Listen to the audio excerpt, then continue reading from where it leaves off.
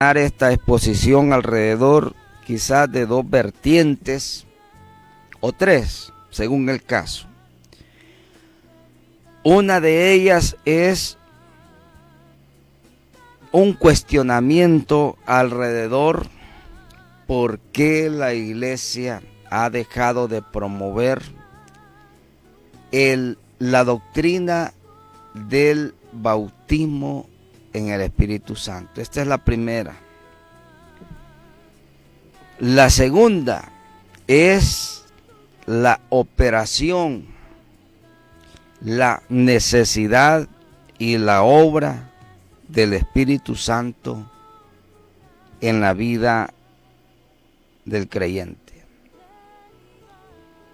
Y en tercer lugar, voy a agregar la deformación, la desnaturalización bíblica, la extracción espiritual de la doctrina del bautismo del Espíritu Santo en medio de la apostasía que sufre la iglesia ahora en día. Alrededor de estas tres vertientes me refiero a la primera. El bautismo en el Espíritu Santo fue y sigue siendo una de las doctrinas fundamentalmente bíblicas, no solamente de la iglesia cristiana primitiva, sino que en el pasado reciente constituía una de las doctrinas que más se promovían dentro de las predicaciones de la iglesia cristiana evangélica. Cuando digo la iglesia cristiana evangélica, por supuesto me refiero a la iglesia cristocéntrica, que cree en la doctrina perfecta de la Trinidad, Padre, Hijo y Espíritu Santo. Y hago esta aclaración porque si usted, amigo oyente, ha escuchado o es simpatizante del Evangelio, debe de saber, no todas las iglesias llamadas así cristianas tienen como derrotero espiritual esta doctrina del bautismo del Espíritu Santo. ¿Qué quiero decir? Hay iglesias denominadas así evangélicas que no solamente no creen en la Trinidad, y aún aquellas que creyendo en la doctrina de la Trinidad, que es otra de las doctrinas bíblicas por supuesto, no creen en la manifestación de el Espíritu Santo para el día presente. Eso quiere decir que si bien creen en la doctrina del Espíritu Santo, creen que fue para la iglesia en el pasado, o bien creen que en relación a las liturgias practicantes en la actualidad no se ve tan necesaria la promoción, la predicación, la enseñanza del bautismo del Espíritu Santo. Y los resultados están a la vista. ¿Cuáles resultados? ¿Cuáles consecuencias? De esas me voy a referir en la otra segunda o tercera consideración. Pero volviendo al caso, usted conversa con un cristiano de aquellos pioneros del Evangelio en los años 60, en los años 70 y todavía parte de la década de los 80. La doctrina del bautismo del Espíritu Santo constituía la columna vertebral de las manifestaciones poderosas de la iglesia evangélica. Y de hecho, como lo vamos a ver en el transcurso, por antonomasia, quiero decirle, todo lo que constituye la obra milagrosa, todo lo que constituye la obra sanadora divina y todo lo que constituye las manifestaciones extraordinarias de Dios en la vida de la iglesia lo hace el Espíritu Santo.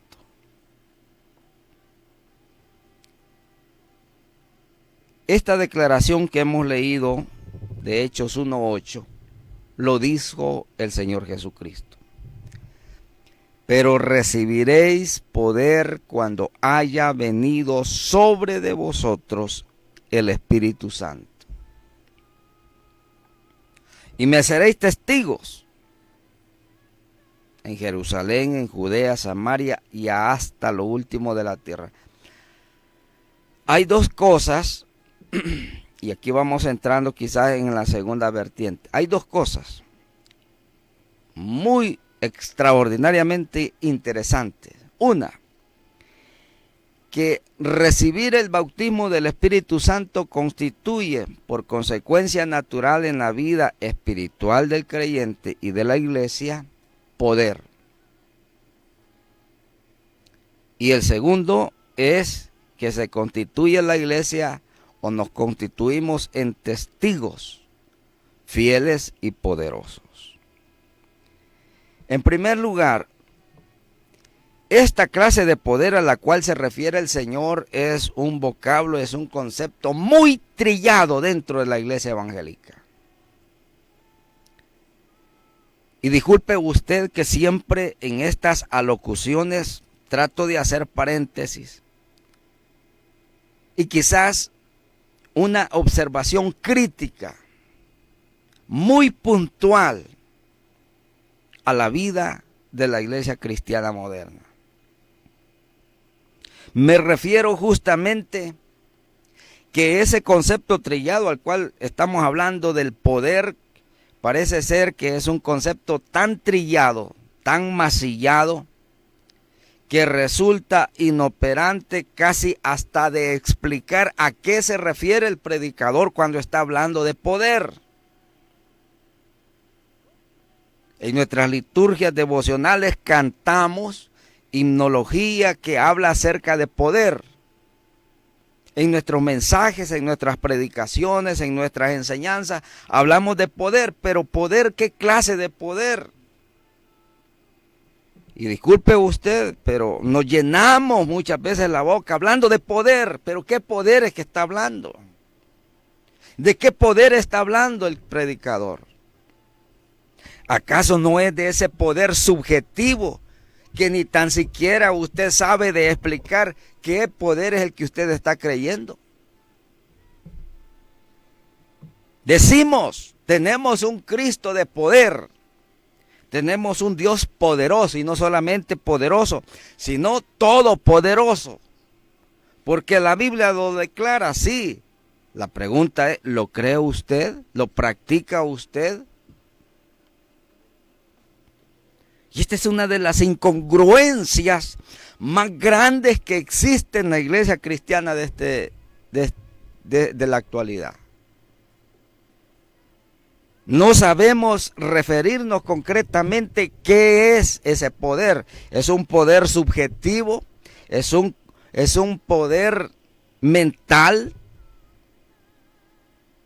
Es un poder que aparece solamente en los renglones de nuestros himnarios. Es un poder que solamente aparece en nuestras palabras cuando verbalmente predicamos. Pero ¿a qué clase de poder se está refiriendo? Sí, porque la palabra poder tiene mucha connotación. Ahora, yo quiero en esta mañana aprovechar para decirle a usted que el poder al cual nos estamos refiriendo y al cual se refiere el Señor Jesucristo es un poder, escuche bien, sobrenatural, que actúa o hace orbitar la vida terrenal, la vida natural, la vida biológica, la vida de este suelo en una dimensión superior a ella, y esa es la vida, la dimensión sobrenatural. Y eso es lo que tenemos que definir como poder. Un poder, una dimensión más allá de lo natural, más allá de lo común, más allá de lo pensable, más allá de lo posible, más allá de nuestros sentidos, más allá de lo que potablemente humano pudiéramos hacer y que no se puede hacer, entra necesariamente a otro estadio, a otra dimensión, a otro estado. Y es el estado espiritual de poder, escuche, y lo digo una vez más, sobrenatural. Así es que cuando usted cante, hable, predique, enseñe acerca de este poder, estamos hablando de lo sobrenatural.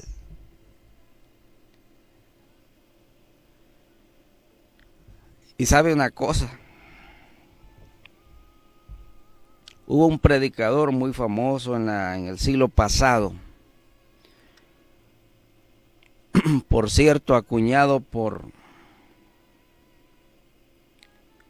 un famoso pastor norteamericano, fundador de la iglesia muy famosa en San Francisco, llamado la Catedral de Cristal.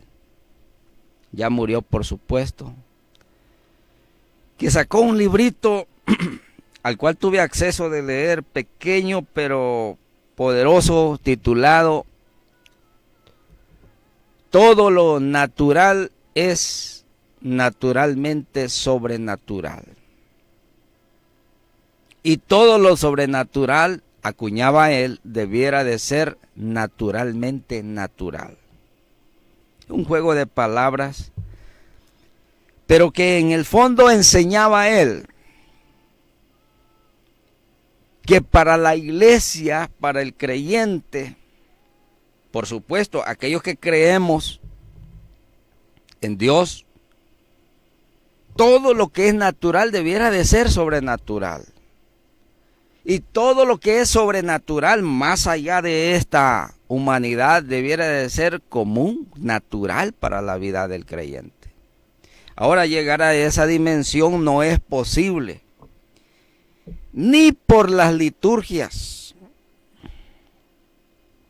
ni por ninguna clase de ministerio, por poderosamente económico que sea. A esta clase de poder no se accede por la cantidad de fondos económicos que hagan posible un ministerio muy exitoso en esta tierra. Ninguna liturgia cristiana puede hacer posible captar esta clase de poder. Ninguna doctrina humana, por buena, noble que sea, puede extraer ese poder del cielo y hacerlo descender a esta tierra. Sí, porque usted se puede fijar en este tiempo, hay muchas iglesias, muchas denominaciones con ministerios poderosamente, hablando terrenalmente, exitosos.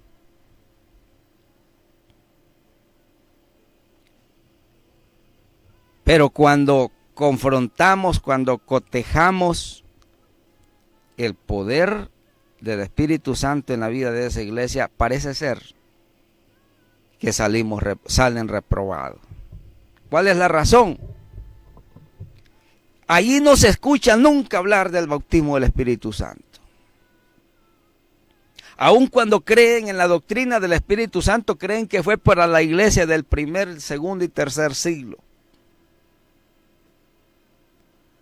Y advierto, aprovechando este tema, para decirle a usted que es fundamentalmente cristocéntrico, que cree en la Trinidad y que cree en el bautismo del Espíritu Santo, en la doctrina del bautismo del Espíritu Santo, que si bien tienen por derrotero estas doctrinas, no las practican. Y hay una sigilosamente perniciosa, yo no le llamo doctrina, que se ha infiltrado dentro de la iglesia fundamental. Y cuando hablo de la iglesia fundamental, estoy hablando de la iglesia cristocéntrica que cree poderosamente en todas las manifestaciones de la Trinidad y especialmente en la manifestación del bautismo del Espíritu Santo. Porque el bautismo del Espíritu Santo es la puerta, es el portal que permite accesar a la dimensión de los dones espirituales que aparecen en 1 Corintios capítulo 12. Que si no tengo el espacio suficiente para el cual referirme a él esta mañana, lo haremos en otra próxima ocasión. Pero escuche bien. Decía de que si bien creen en la Trinidad, creen en la doctrina del Espíritu Santo, pero no creen en la manifestación. Y ellos dicen que el Espíritu Santo está en la iglesia. Y han confundido aquel texto que dice que nosotros tenemos el Espíritu Santo desde el día que creemos o que creímos, sí. Pero Pablo dice para el día de nuestra redención. Pero el Espíritu Santo es más que ese sello que Dios conoce para el día de nuestra redención. Es la poderosa manifestación del poder de Dios en milagros, prodigios, sanidades y tantos dones que los vamos a ver, como ya mencioné, 1 Corintios capítulo 12. De tal suerte que alguien me dijo, yo creo en el bautismo del Espíritu, yo creo en la doctrina del Espíritu Santo, pero el bautismo, hablar en lenguas y todo eso, eso fue para la iglesia primitiva. No. Dios no cambia y sus portentosos hechos y manifestaciones siguen. El Señor lo dijo en el libro de San Marcos. Estas señales seguirán a los que creen. En mi nombre echarán fuera demonios. Escuche, hablarán nuevas lenguas.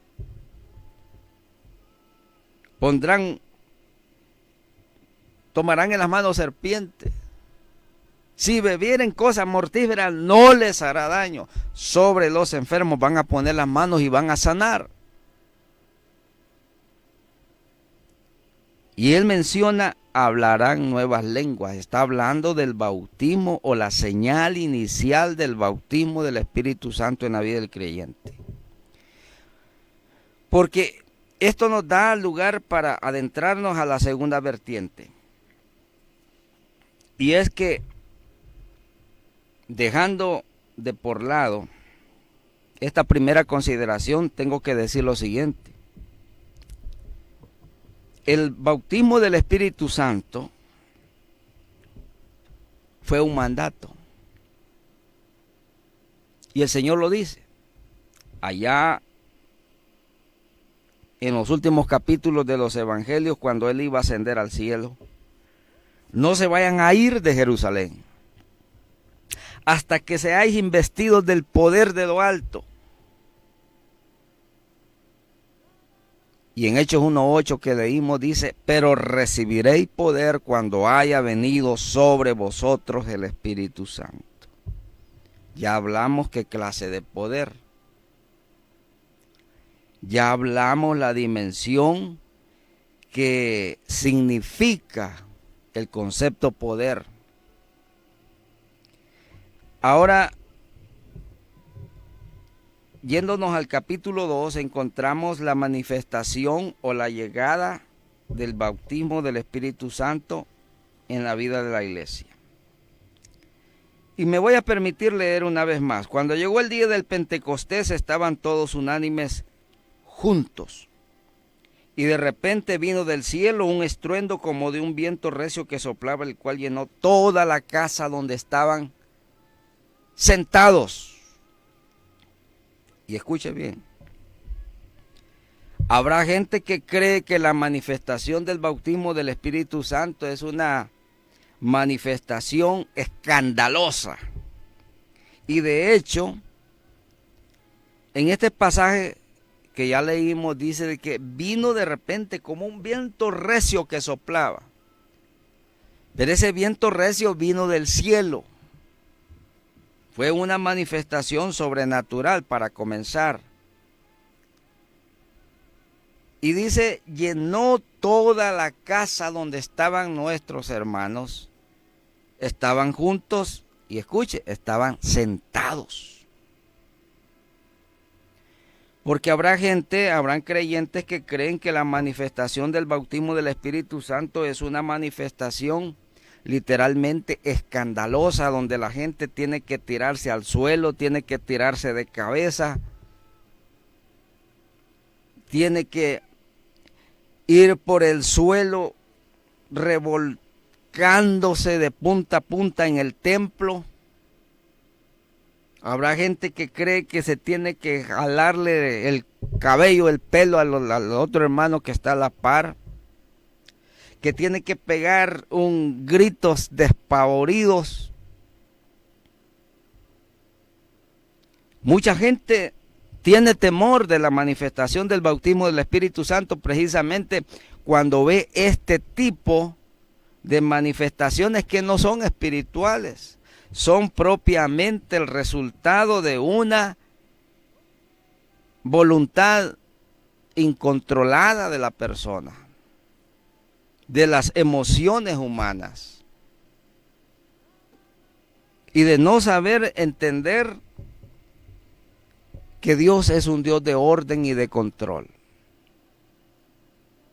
Sí, porque muchas veces esas manifestaciones la gente cree de que entre más escándalo hace, ahí está el poder. Es como aquel que cree que en el mensaje entre más gritos pega el predicador, es el que tiene más poder. ¿Y quién le ha dicho a usted que el poder de Dios está en medio del escándalo?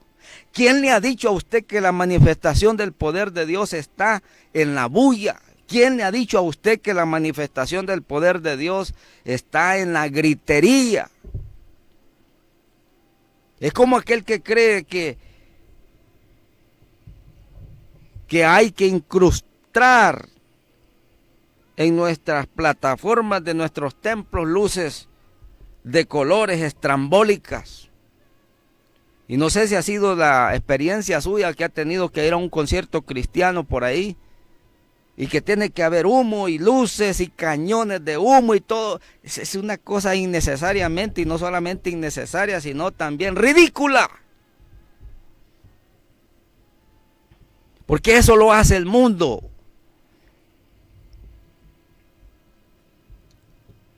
Escuche esto que le voy a decir. El poder, la manifestación de Dios no necesita lucecitas, hermano, no necesita cañones de humo, no necesita pantallas estrambólicas, no necesita tan siquiera apagar las luces del templo, no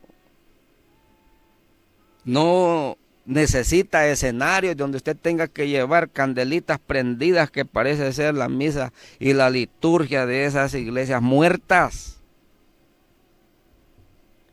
Y hay gente que cree ayudarle a Dios en su manifestación haciendo todo este tipo de ceremoniales inservibles. Usted necesita estudiar los hechos portentosos de la iglesia primitiva posterior a la llegada al bautismo del Espíritu Santo en la vida de aquellos creyentes. Tanto así dice la Biblia. Y esto aparece en este capítulo 2. No vamos a tener el tiempo, por supuesto, de considerar el primer discurso del apóstol Pedro. Después de ser un apóstol mediocre, temeroso, hoy lo vemos de pie, exponiendo un discurso donde miles de almas se convierten. Y este libro de los Hechos es extraordinariamente rico en las anécdotas de las iglesias, de los creyentes de la iglesia primitiva. Fíjese usted que manifiesta la Biblia que dice que cuando Pedro iba pasando por las calles, las avenidas, los caminos, las ciudades, pueblos y aldeas, la gente hasta sacaba a los enfermos para que al pasar Pedro, por lo menos siquiera la sombra del apóstol Pedro cayera sobre los enfermos y ese enfermo era sanado. La sombra del apóstol Pedro. Ahora creemos que para que Dios sobre una sanidad en la vida de una persona enferma, hay necesidad de jalarle el cabello, sacudirle la cabeza, como esas prácticas tan, ¿cómo le quisiera decir? Esas prácticas tan ridículas que hacen algunos ahora en día, como los famosos apóstoles, que son verdaderamente escandalosas a la opinión pública, pero también ridículas. Vea usted. Dice la palabra, el versículo 3, capítulo 2, y se les aparecieron lenguas repartidas como de fuego, asentándose sobre cada uno de ellos. Y fueron todos llenos del Espíritu Santo, y comenzaron a hablar en otras lenguas según el Espíritu les daba que hablasen.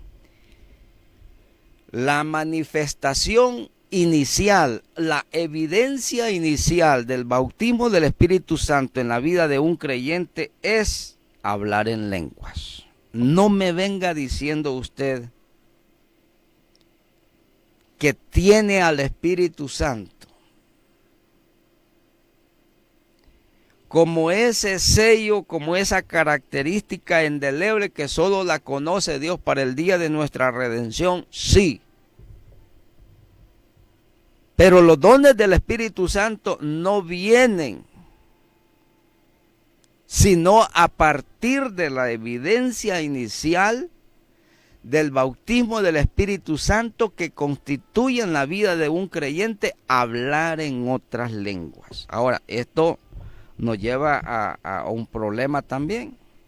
Y esto es la tercera consideración, de la cual no voy a hablar en este momento, pero sí quisiera referirme para que usted sepa a lo que nos vamos a dirigir más adelante. Y es que esta manifestación inicial de hablar en otras lenguas como evidencia del bautismo del Espíritu Santo es una práctica hoy en día constituida en un remedio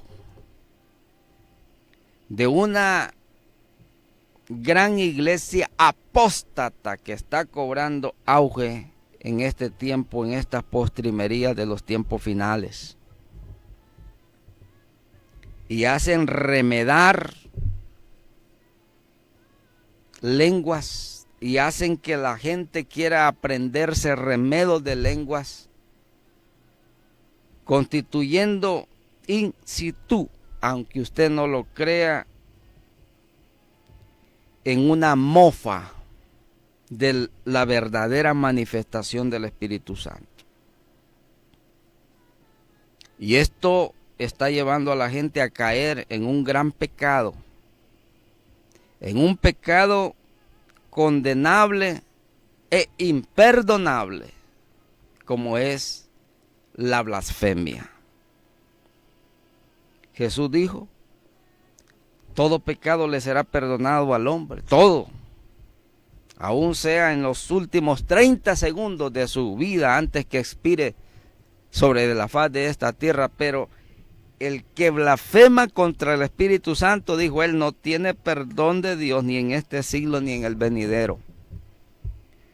Yo quiero decirle que este constituye uno de los pecados más aberrantes que está practicando la iglesia apóstata hoy en día. El remedo y la blasfemia contra el Espíritu Santo, queriendo imitar manifestación de lenguas que no son divinas, que no son del cielo, no son de Dios. Y muchos están cayendo en este problema. Ahora dice que cuando ellos recibieron el bautismo del Espíritu Santo, comenzaron a hablar en lenguas según el Espíritu les daba que hablasen. Y en esta primera manifestación en el día del Pentecostés, llamado así una de las fiestas judías más famosas que todavía practica hasta el día de hoy, en los tiempos de Jesús estaba esta fiesta. Era una liturgia religiosa, por supuesto. Y en ese gran día del Pentecostés, que era una fiesta, estaban allí nuestros hermanos de la iglesia primitiva en el aposento alto. Eso era un terrado, una terraza, un segundo nivel de una casa. Y estaban juntos, y estaban sentaditos. Y allí llegó el Espíritu Santo, bautizó a los creyentes que estaban reunidos como 120. Comenzaron a hablar en otras lenguas según el Espíritu les dio que hablasen, y sobre su cabeza se asentaron lenguas repartidas como de fuego. Porque el Espíritu Santo es fuego. Ahora, a partir de ahí la iglesia comenzó un ministerio poderosamente sobrenatural, y este es la tercera vertiente a la cual nos vamos a adentrar. Una iglesia poderosamente sobrenatural. Ahora, lo natural, por supuesto, tiene un contraste. Y la antítesis de lo natural, por supuesto, es lo sobrenatural. Dicho de otra manera, lo sobrenatural tiene su lado opuesto, que es lo natural. Ahora, la iglesia cristiana, el creyente debe de saber que aún estando nosotros sujetos a este suelo, y tenemos todas las condiciones naturales para entender por nuestros propios sentidos, que lo sobrenatural está más allá de las posibilidades humanas. Claro, esto es entendible y es lógico, natural, usted es racional entender esto. Sin embargo, la manifestación sobrenatural se hace patente en este terreno natural de acuerdo a la fe y de acuerdo a la búsqueda que una persona, un creyente, quiera con hambre y sed de Dios buscar de Él la manifestación sobrenatural del bautismo del Espíritu Santo, y más allá del bautismo del Espíritu Santo, tener los dones espirituales que actúan poderosamente dentro de una iglesia, dentro de una congregación, para beneficio no solo de la iglesia, sino para beneficio del mismo creyente.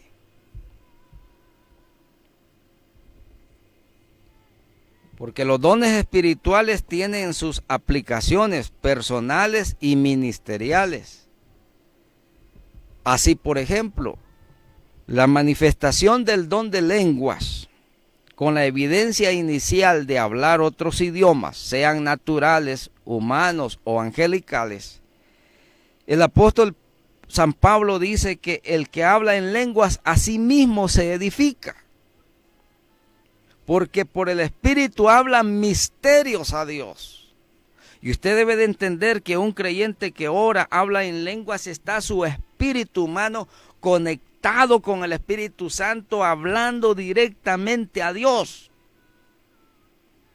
Aunque no lo entienda, dice el apóstol Pablo, pero por el Espíritu hablan misterios a Dios.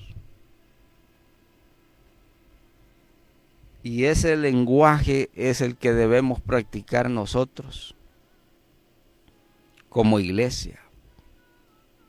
Muchas veces oramos en nuestro lenguaje natural y decimos 100 palabras. Y aquella verborrea de palabras y al final usted termina orando y no supo qué ni fue lo que dijo. Pero cuando usted ore en el Espíritu Santo, Dios lo bautice y hable en lenguas, usted hablará pocas palabras. Pero el Espíritu Santo, dice la palabra, intercede por nosotros, intercederá por usted con gemidos indecibles. Y eso quiere decir que Dios conocerá profundamente cuáles son los deseos en el corazón de ese creyente que le está clamando directamente a través del Espíritu Santo delante de su presencia. Ahora, los otros dones espirituales que los vamos a ver quizás la próxima semana porque el tiempo ya se me está cortando. Pero estamos hablando de los dones espirituales. Y de antemano voy a decirle, vaya leyendo usted 1 Corintios capítulo 12, que es el capítulo de estudio que lo vamos a tener el próximo domingo. Los dones espirituales. Quisiera casi hablar un poco más acerca de esto, pero el tiempo se me está realmente acortando, pero no quisiera dejar de por lado mencionar lo que consideraba alrededor de la tercera vertiente. ¿Cuál es el peligro de las manifestaciones de ultranza o a ultranza que ahora la iglesia moderna considera alrededor de la manifestación del Espíritu Santo? Completamente una tragedia espiritual. Un ceremonial, una liturgia escandalosa en donde se hace perfectamente no solo un remedio, sino una blasfemia contra la verdadera manifestación espiritual de los dones de Dios en la vida de la iglesia. Aparecen en el escenario cristiano mundial ahora muchos ministerios que están haciendo quedar en ridículo. Y esto es lo que la Biblia advierte, que este evangelio será vituperado. Porque los que así creen que la manifestación del Espíritu Santo debe de ser una manifestación forzosa o forzada, yo añadiría falsa e hipócrita. Porque muchas manifestaciones que ahora vemos en la iglesia moderna no son manifestaciones del poder de Dios. De ninguna manera. Usted se fija, por ejemplo, cuántos profetas o profetizas, en su mayoría profetizas, porque esta es una cuestión de consideración bastante curiosa. Que la mayoría de los que profetizan ahora son mujeres. No tengo nada en contra de la mujer, pero debe de saber usted que hablar acerca de la manifestación de los dones del Espíritu Santo es un tema sumamente delicado y cuidadoso. Porque si usted le presta oído a una profecía, para el caso, hablando del don de la profecía, que es uno de los dones de 1 Corintios 12, pueden resultar manifestaciones humanas en donde se hace evidente que Dios no está en el medio de esa profecía y la evidencia es que esa profecía no se cumple, es falsa. Y alrededor de esta falsedad aparecen los cuestionamientos, no solamente dentro de la iglesia, sino también aparecen los cuestionamientos del mundo, de donde se burlan de la misma iglesia, porque lo que dijo la profetisa o lo que dijo el profeta sencillamente fue una falsedad.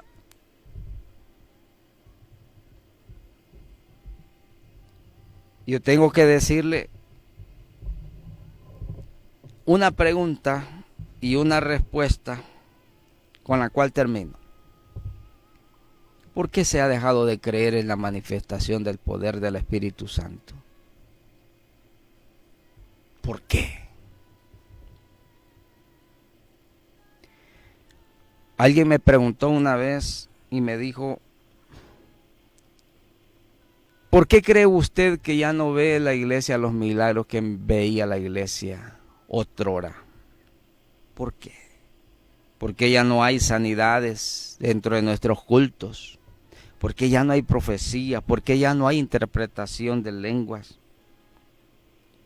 porque ya no vemos los hechos portentosos del Espíritu Santo, porque ya no hay una palabra de sabiduría en la congregación, porque hay tanto divisionismo en las congregaciones, porque hay tanto revanchismo, hay tanta contrariedad en el pueblo cristiano. Sencillamente el Espíritu Santo lo hemos sacado de nuestras liturgias cristianas. Al Espíritu Santo lo hemos sacado de nuestros sermones, lo hemos sacado de entre nuestras predicaciones, lo hemos sacado de nuestra himnología. Y decimos que buscamos a Dios, sí, pero le pedimos 100 cosas, 99 cosas materiales y una espiritual. Pero que esa una espiritual ya no sea otra cosa, sino que usted le pida a Dios: Señor, yo quiero ser bautizado con el Espíritu Santo. Yo quiero saber qué significa hablar en otras lenguas. Yo quiero ver una iglesia poderosa en las manifestaciones de los dones espirituales. Yo quiero que así como recibió el bautismo del Espíritu Santo la iglesia primitiva y se levantó poderosamente en un ministerio extraordinario hasta el día de hoy, también la iglesia del tiempo presente podamos accesar a este poder sobrenatural.